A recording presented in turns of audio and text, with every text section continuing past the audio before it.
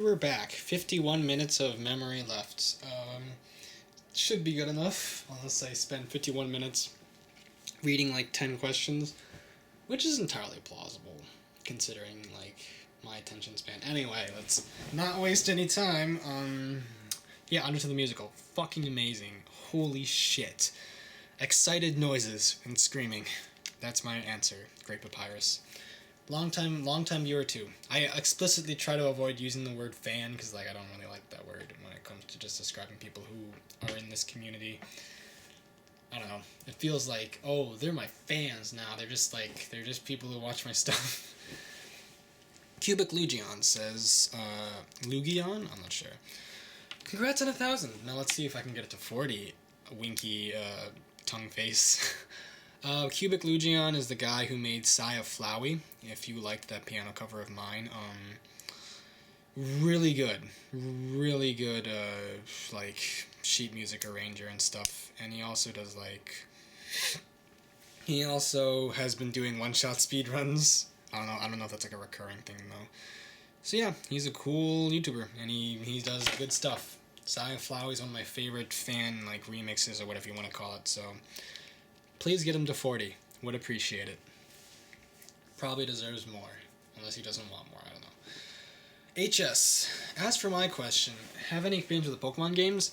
Well, yeah, of course, I have my buddy. Why would I buy my buddy if I didn't have any experience with the Pokemon games? I've played Fire Red, Emerald, Omega Ruby, and a little bit of X and Y, not much. And Pokemon Moon. Yeah, Moon. So, do you have a favorite track out of any and all the main series games? Ooh. Tough one. I'm particularly fond of what's it called? The track that plays on the summit of Mount Pyre. I'm gonna go play it right now, just for a little bit, just so you know what I'm talking about. Specifically, the one that plays in Oros. Like some people say that Oros ruined it, but I think it made it a lot better. Just in my opinion, though. You're probably wondering, like, oh, why are you playing this instead of like, you want us to check out Empire Ants, you want us to check out Untitled the musical, but you're playing this in the video. It's just like, I'm only going to play a couple of seconds of it so you recognize what it is.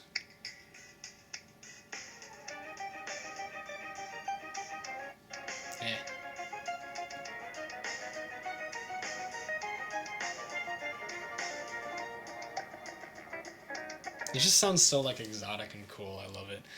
Although, in terms of nostalgia, I'd have to say the Emerald, the Gen 3 biking theme... Shut up, YouTube. The Gen 3 biking theme, like... People say it gets repetitive and annoying, but, like, holy shit, that is so... it makes me feel so happy. Like, you're just bicycling around and shit, and it's great.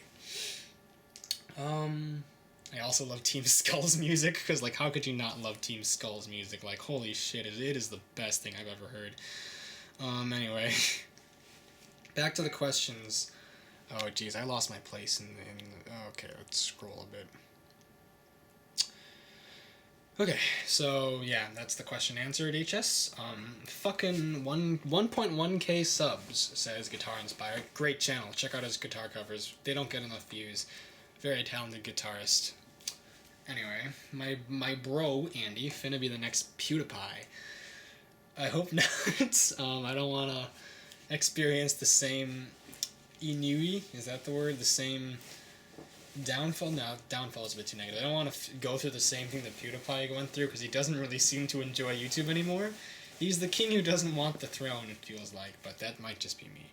Anyway, question time. What is your favorite childhood memory and why? Oof. Let me think.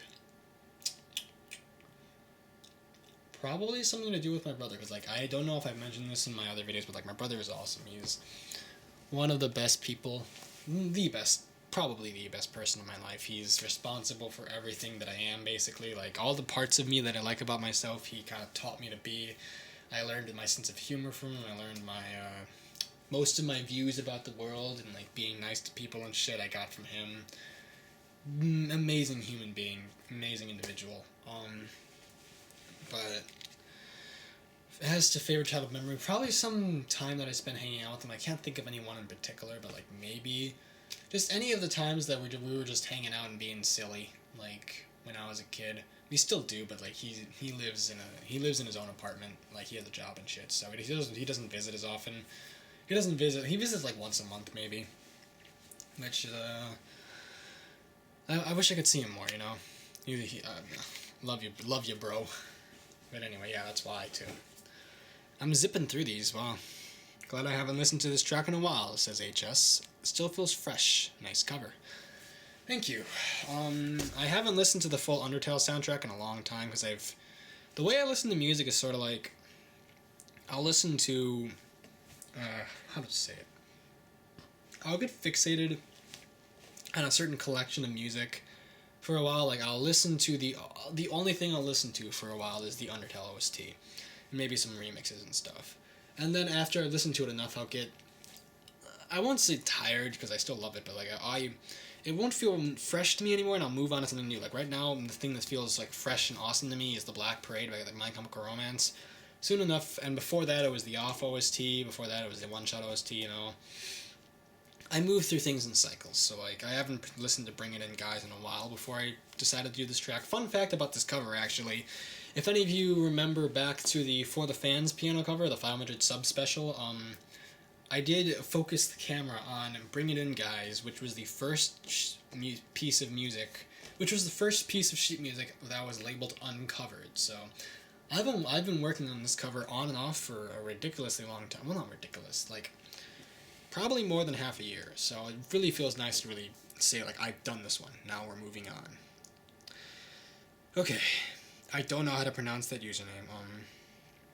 Çæmkäįgøň Prødūçtïøñß. Like always, clap, happy face clap, happy face clap, happy face clap, happy face clap, happy face clap. Thanks! Emoji movie coming out on July 28th. Let's see. I blanked with a blank profile picture. Says, can you just put the Kirby plush directly in front of the camera if you use one for this, so we can stare at the all-consuming devourer? Since the answer to that is yes, would you please?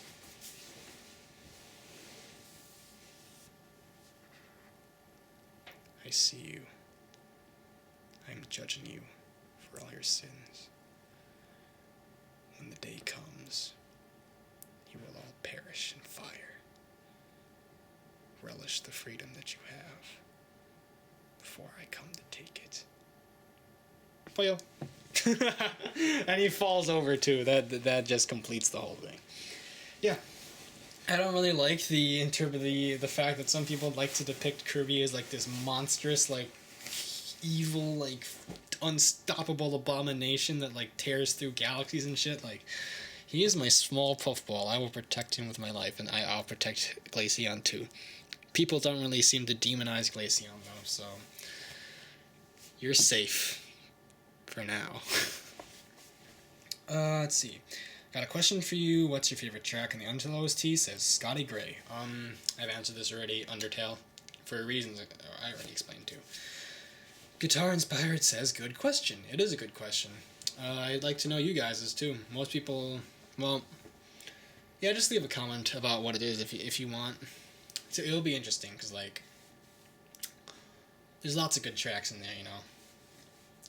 I just hope it's not Megalovania, because like that one is great, but it's overrated, as you all know. ATC Border Collie says it's Long Elevator, of course. Long Elevator? I'm actually, people treat it like a joke, but I think it's actually a pretty important track. Like, when I get to analyzing it, because I am going to analyze it, probably in a joint episode, so I don't spend like 10 minutes talking about a 30-second elevator sound, but like, long story short, it's very important in making the soundtrack flow, because track 69, haha, is For the Fans, which is like, you know, that emotional, quote-unquote, well, it is emotional, but like, it's the very melodramatic piece that plays when Mettaton is accepting the calls from the fans, and he's like broken down, and he's like, Mettaton, I loved watching your show. Like, that's a sad moment, but it's an entirely different tone from the Undertale segment, where the track Undertale is playing and you're going through New Home and getting talked to by all the monsters. Like, that's a huge tone shift. Like, that is one of the most important, if not the most important scene in the entire game. Probably the most emotional too, and you can't just jump from that to track 71 Undertale without a break. You need, at least for me, since Undertale track 71 is my favorite, you need sort of like a buffer. You need this like 30-second moment where it's just a repetitive noise and you can just say to yourself, okay, the best track in the soundtrack is coming. Like prepare yourself to cry, basically. Like, it gives you that moment of like, the game is about to get real. Like, things are about to go down, you know.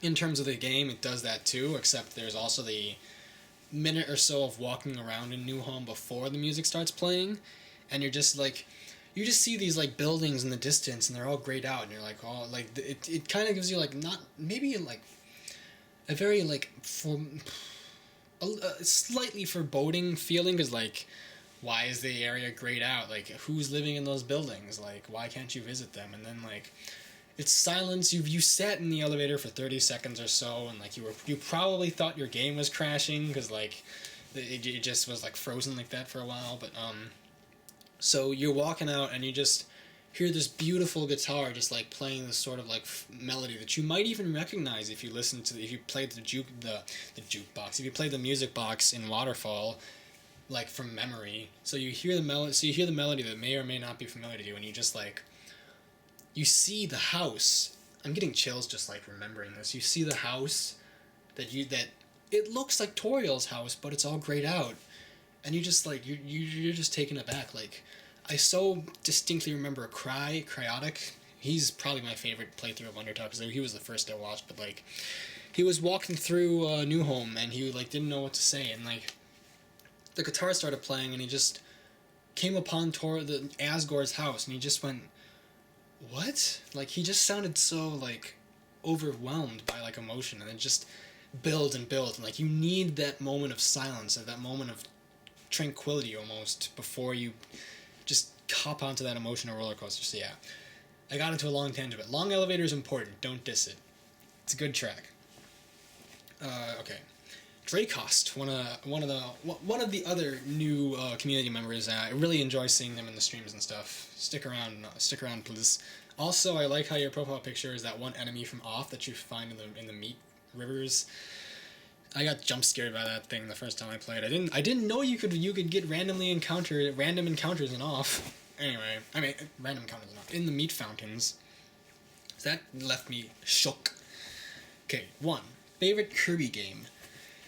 I haven't played any Kirby games besides Kirby's Epic Yarn. Shh, fake fan. Yeah, Kirby's Epic Yarn. Really cute game. I like how you can't die, because it just makes it really calming and stuff. You just play it for fun, and you collect all the beads and shit. And you kill Yarn bad guy, whatever his name was. The Shadows of Yarnum. A song you really want to cover but haven't gotten around to. Battle Against a True Hero.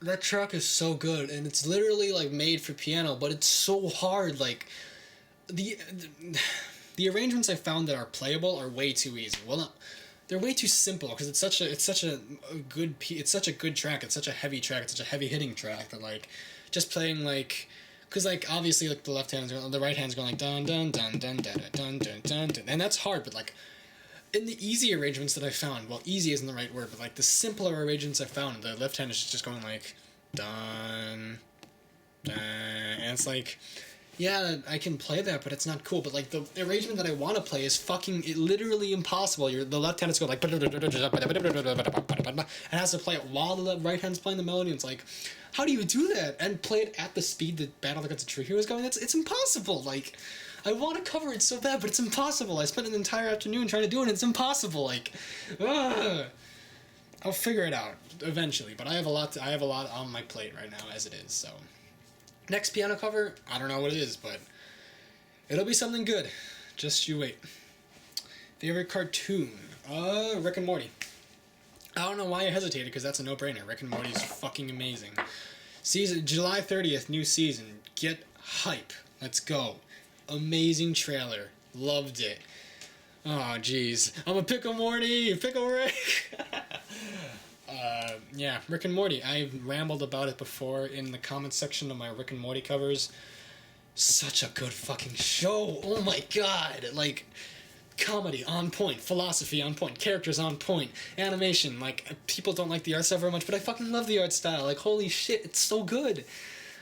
Jeez, like, man, I've never seen a cartoon or TV show that is that good. Close contender would be, like, Mythbusters back before it was canceled, because I loved Mythbusters as a kid.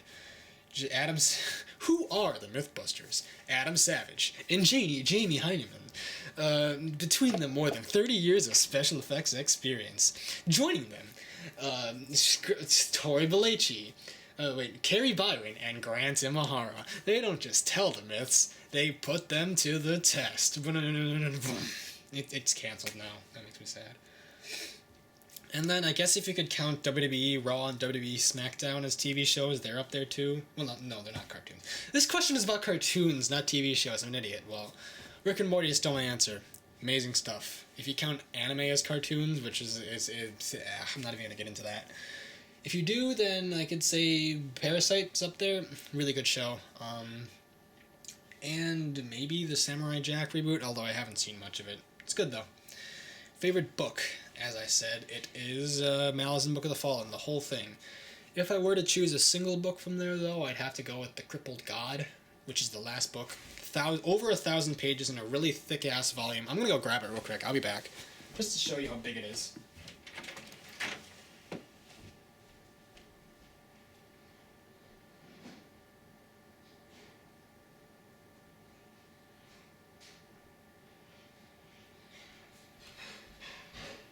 Alright. Look at this shit. Look at this shit. Look at how thick with a THICC this book is. Like, I read this entire fucking thing. And I read the other books in the series, which are also 1,000 pages, but they were not nearly as thick as this boy. This is good shit. Good fucking shit. Greatest book series I've ever read. It's fantasy, if you're wondering. Like, it's been compared to Game of Thrones in terms of, like, the quality and stuff. Like, I think it's better. I don't know much about Game of Thrones, but, like, it's gonna be hard to top Malice and Book of the Fallen for me. Anyway, I've also talked about Hitchhiker's Guide to the Galaxy. I might as well do it more, because I have 33 minutes of space left. Holy shit, I love that series. Like, I just don't understand how Douglas Adams is just... He can just pull, like, such amazing concepts out of thin air. Like, oh my god, the improbability drive, if you guys haven't read Hitchhiker's Guide to the Galaxy, the improbability drive is this device, and, like... You enter in the numbers of how improbable an event is to happen. Like, how improbable is it that I suddenly teleport to the galaxy of Andromeda, shaped like Kirby, in a spaceship that's shaped like Frostbite right there? How improbable is it? I don't know, 2 to the power of 500 billion or something. So you type the numbers into the machine, and bam, does it. Like, holy shit, that's such a cool concept. Why can't I come up with these things? And, like...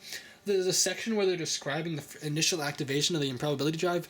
One of my favorite like passages in any book ever. Like, he's so good at conveying that sense of like dream logic and like not knowing what's going on because everything just like reality doesn't make sense anymore. And it's like he's had such like a impact on the sci-fi like scene. Like, holy shit, such a good series. Yeah, anyway, you must know the pug's name. Sox, spelled with an X at the end, like, you know, White Sox. We didn't name him that. We adopted him from my brother's friend who couldn't really support him anymore because of financial troubles. His name is Sox. I named him that. If I could name him something, I don't know what I'd name him. I like the name Sox, though. It's really cute. Also, I saw that you talked about playing Yume Nikki in the comments of the last video. I would love watching you stream that game. I just recently completed it myself. Hold on. I'm trying to check where I did mention that, because like I'm sure I did, but I don't remember where. Anyway. Yeah, I know quite a bit about Yume Nikki. I've never played it, and I haven't seen anyone actually complete it. Because Cry did start a playthrough of it on his channel, but he stopped it for whatever reason. I don't know. But yeah, I know about like Uboa and shit. It seems really interesting. It really creeped me out as a kid. It still does now. Like, something about those kinds of games where everything is surreal and weird, like, I don't know, it freaks me out. Maybe I'll stream it if I have nothing better to stream one day. We'll see. Add it to the list. HEHEHE, I'm a Superstar Saga says, when are you gonna play good games and not SAGWNDMs, aka surreal artistic games with no diagonal movement? When I'm done with Hello Charlotte, I guess. Surreal artistic games with no diagonal movement, such include Off, Hello Charlotte, Yume Nikki, anything made in RPG Maker, I guess. I really... yeah, I like them a lot, which is why I stream them all the time. I did play Hotline Miami. Is that good enough for you? Although I guess you want me to play some of the games you like gave to me on the emulator, like, you know, Mother. Well, is it Mother 3 or is it Earthbound? I'm not sure. You know, I don't know what the difference is, and also some of the Paper Mario games. I'll get around to those too, dude. Like, I got a lot of stuff. Surreal artistic games with no diagonal movement, though. That should be a category on Steam. I would be interested in learning more about this genre. Super Shy Inkling says, that Kirby's gonna stay there all the time, isn't he? If so, it's a nice change. QWQ. I like that face, it's cute. Congrats on this huge milestone, you earned all these subs. Thank you. And I'm glad that you think that my little Kirby's cute. But Glaciona's also cute. Give him the love he deserves. Or he'll probably like freeze you and push you over, and then you'll shatter into a million pieces or something. I talked about hating how people demonize Kirby, and then I do it. Wow. Anyway. William Jorgensen. I don't know how to pronounce that. I just butchered that, I feel like. Now, that's a good choice for a subspecial. Love you. Keep playing determined. Staying determined and stay... Keep playing determined and stay piano. You got me there. Thank you. I've had my eyes on this piece for a while, as I mentioned. Wasn't sure what to do for a 1,000 sub special, but I was like, might as well bring this back, you know? It's a good thing, because, like, bring it in, guys. There's 1,000 of us. Bring it in. All group hug and shit. Good stuff. Delta says, isn't putting a Kirby thing on your piano going a bit far for having Kirby as your mascot? Hey. I am not a thing. I am a plushie or a plush, and you will refer to me as such. I mean, if people don't like it, I won't do it, but I think it's really nice, as I said before in the video. Have you ever played one of the Paper Mario games before Sticker Star, especially Super Paper Mario? If so, did you enjoy it? Nope. I barely played any Mario games as is. The only Mario game I've really played is New Super Mario Bros. For the 3DS. I used to, like, smuggle my friend's DS out of his house and, like, play it at night because I loved it so much, but, like, beyond that, I haven't played, I haven't touched Mario much. I know that Superstar Saga wants me to play Mario games, and his profile picture is literally awful, but, like, I'll get around to it, dude. I'll get around to everything soon. Okay. What makes Undertale your favorite game? Already rambled about this magical fucking experience. Why is Twilight Princess your second? Oh. It's not nearly as life-changing as, Undertale, but in terms of the overall experience, holy shit, that game is good. I started playing it when I was like 10, stopped playing it because I got bored and I got stuck in like the Forest Temple or something. No, it was after that. I was at like Lake Hylia, I think. So I was in there and I got stuck and I quit because I found it boring, but like, started up again a couple of years ago, played through the whole thing in one winter break. Oh my god, I was spending like 4 hours a day on it, uncovering every last secret of Hyrule Field, like going around fanboying over Midna because she's such a good character. Like, holy shit, best character in all of Zelda, no question. I ship Midna and Link. I'm not ashamed. They're so fucking cute together. Yeah, love the game. It's such a good game. Zelda. Need to play more Zelda games. Need to play Breath of the Wild and shit. Why do I feel the need to make there be 5 questions despite having run out of ideas? 5 is a nice number. It's an honorary even number, as the folks at Deep Shower Thoughts mentioned, which is really interesting. 5 is fifth is to church. Good number. Never too much puffball. See? Joel gets it. Super Paper Mario sucks though, says Superstar Saga. Rip, I wouldn't know. Border Collie says, I enjoyed it. The characters were charming and I found it fun. What more can you ask from a game? Saga replies, I don't know, good writing, good gameplay, good art. I've never played it. I don't think I've even seen anything from it, so I wouldn't know. Paper Mario and the Thousand Years Door, though, I'm pretty sure is like universally agreed to be a good game, though. Good stuff. I can't. There we go. Oh shoot, there's more comments that didn't load. And perhaps SPM delivers good writing and decent gameplay, but there's no point going around the edges here. What don't you like about Super Paper Mario specifically? The story's been done a million times. The characters are overly quirky without subtleties to make them interesting. Instead of reinventing Paper Mario with platformer gameplay, they haphazardly mixed RPG elements with platformer elements, making the gameplay essentially sounded a souped-up traversal. I like the flipping mechanic, and I think it could have made good puzzles, but in SPM, it's mainly used to hide items or pad out playtime. There are a few good songs, but the soundtrack as a whole doesn't quite live up to the others. You heard it here first, folks. I can't fucking talk. I'd have to find out for myself if I ever play it, but I have no reason to disbelieve you. And we're at the end, I think. Well, are we? No, we're not. We have three more comments to read. DJ JJ, one of my oldest fans, I'm pretty sure. Well, not one of my longest returning fans. I can say this. Fans? Why did I say fans? Oh, my brain is shutting down. DJ JJ says, I can say this with all honesty, that you, sir, deserve each and every one of these subscribers and more. Gosh, I hate it when I sound all cheesy, but hey, this is for you, so it can pass. Also, Socks, why do you ignore Kirby? I know, I was so, upset when Socks didn't even react. Well, when I placed Kirby on his, back, he freaked out, because, that's what dogs do. But, I placed it next to him, and he didn't even care. I thought they'd be best buddies or something. Come on. I guess Kirby's and pugs don't mix. But anyway, thank you for the words of support. No matter how many times I read a comment like that, it always feels nice. It never feels no matter how cheesy a compliment might sound, it always feels nice to get. So thank you for that. It always makes me smile, as I've said previously. Diamond says, the Piano Master has returned. Congrats on 1,000. Thank you. I wouldn't call myself a master of piano. I'm still learning. We're figuring things out as we go. I should probably practice soon, actually, now that I mention it.